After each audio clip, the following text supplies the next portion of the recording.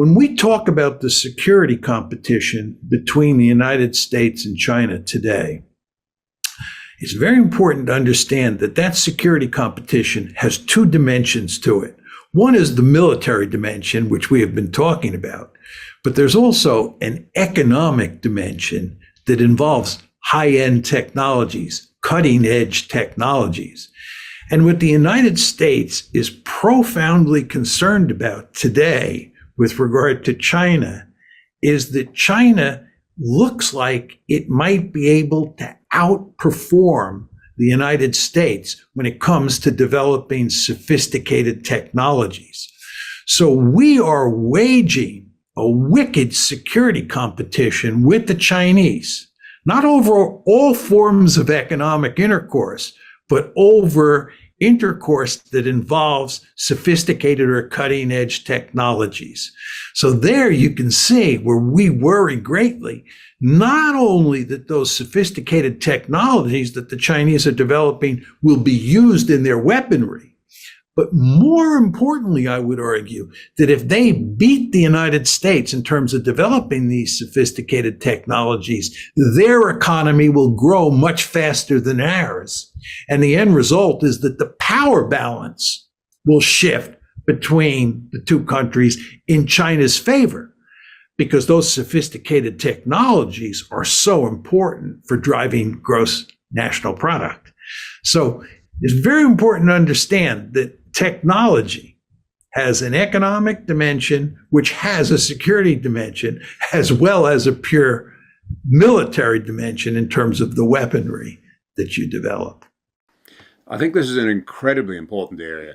The Australian Strategic Policy Initiative, ASPI, a think tank which is not particularly liked in Beijing, I have to say, recently published some material indicating that in an area, out of around 40 vital and important technology areas, China is leading in well over half. Translating that technology, of course, into actual production and useful things is a different matter, but nonetheless, AI, there's a lot of argument over who's leading in that area, and of course, the winner will be in a position of unbelievable power. So you're right, I think, to alert us to this very real danger. In the end, do you think the American free enterprise model, if I can put it like that, will see the advancement of those technologies with the right settings pick up to the point where the central command model that's re-emerged in China will not be able to emulate it? I mean, after all, there's a parallel there with the illustration you just gave with the Russians worried about not being able to keep up with American technology. They didn't have the economic strength. They didn't have the free enterprise sort of motivation to provide that basis and that drive and that capability. China seems to be moving towards that command economy sort of model, which kills the development even of carefully thought out technology into useful economic models. So how do you think that race will play out?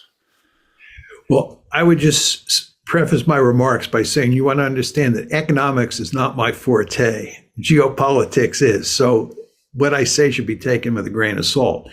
I think based on all the conversations I've had with everybody, and in fact, I was recently in Hong Kong at a big conference that involved all sorts of investment bankers. And lots of people believe that the Chinese have shot themselves in the foot by moving away from a more market-oriented economy to a command economy. Over the years, people have said that China is a great threat because it's a communist country. And I have said we should only wish that China were a communist country, because if it were a real communist country, it would have a command economy and it would look like the Soviet Union. The problem with China is that it had something of a market economy. It was state capitalism. And you turn the Chinese people loose in terms of developing sophisticated technologies, they're definitely going to give the United States and the West more generally a run for its money. This is a country that's filled with highly sophisticated and clever people who are really very good at developing high-end technologies. But anyway, I think Xi Jinping based on everything I read and what I hear people saying who study these things, has made a mistake in moving away from a more capitalist economy. I would also note that if you look at what the Americans are doing, the Americans are also moving away from a market economy, and you see a lot more state capitalism. You see the state getting more and more involved in managing the economy for the purposes of waging this economic or technological competition. So the United States is moving in an interesting direction, and it will be interesting to see how that works out, and to see what Xi Jinping and his successors do in China. But I think that, not suffocating the market is of enormous importance for making sure that, you end up on top in this competition, or at least the other side doesn't end up on top.